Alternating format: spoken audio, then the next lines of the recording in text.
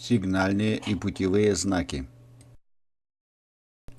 Владелец инфраструктуры, владелец железнодорожного пути необщего пользования устанавливает у главных железнодорожных путей сигнальные и путевые знаки.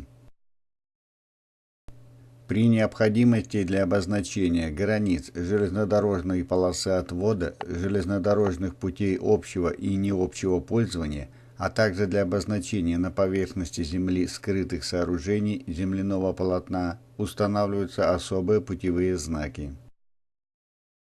Сигнальные знаки устанавливаются, соответственно, владельцам инфраструктуры, владельцам железнодорожного пути необщего пользования с правой стороны по направлению движения, а путевые с правой стороны по счету километров на расстоянии не менее 3100 мм от оси крайнего железнодорожного пути.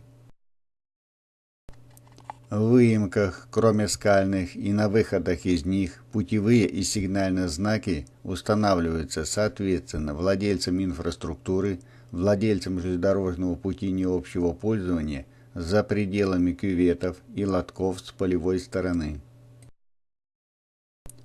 В сильно заносимых выемках и на выходах из них в пределах до 100 метров указанные знаки устанавливаются на расстоянии не менее 5700 мм от оси крайнего железнодорожного пути.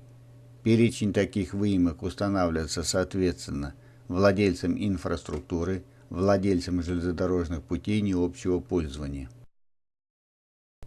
На электрифицированных участках сигнальные и путевые знаки могут устанавливаться на опорах контактной сети, кроме тех опор, на которых установлены светофорные головки, комплектные трансформаторные подстанции, разъединители и разрядники контактной сети.